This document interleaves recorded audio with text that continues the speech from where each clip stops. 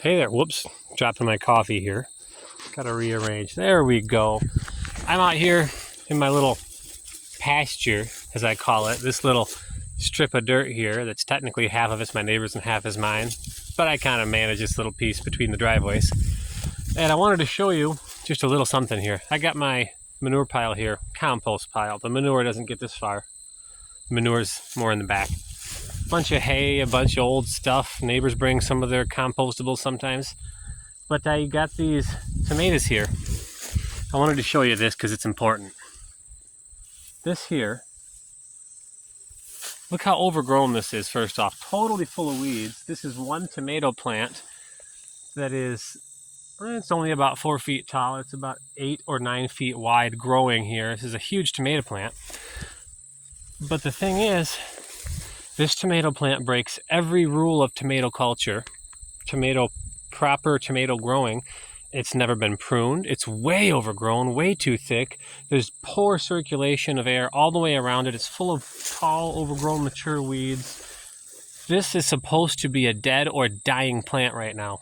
In fact, most of them in my garden show a lot of stress coming out from some of the different diseases. We got that septoria leaf spot going on. Always happens.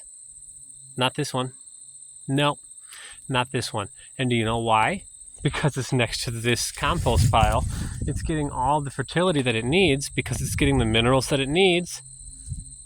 The plant can resist the diseases fine. I have yet to see one time ever, when a plant growing next to the compost pile or in the compost pile ever gets any of the diseases that some of my plants, some of like these kind of things, or the ones over there or over there, that they never get the diseases that the garden does. Think about that. What grows near the compost pile never gets much bug stress, ever. The bugs don't touch it. I have never seen a single potato bug, or I've never seen a single horny worm, the tobacco worms, hornworms, tomato hornworms, those things. I've never seen one anywhere near these. They always grow here around the compost pile because we throw our rotten tomatoes out. But in the garden, I have them all over the place. You know the difference? The difference is minerals. Those plants are healthy. They have the minerals they need. Therefore, they're healthy when they have minerals in good proportions. And that's something that over there, I can't balance it. I can add all the mineral amendments I can think of. I can do mineral foliar sprays all the time. It's just so hard to manage that all that way. But here's the trick. You put a lot of compost, organic matter in the dirt.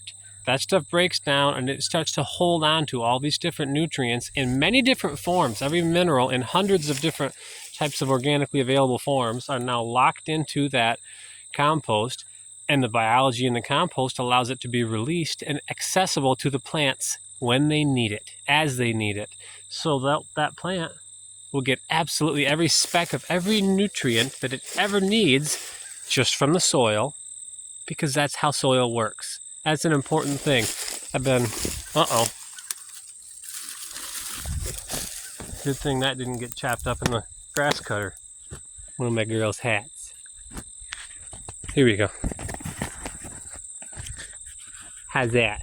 It's nice, ain't it?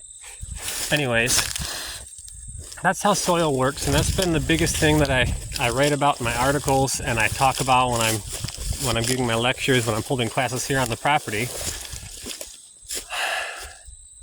I have studied for the past 2 years so heavily on soil health and soil biology and composting, and all I can say is all of this plant health management, crop management, high-end complicated systems, all of that stuff.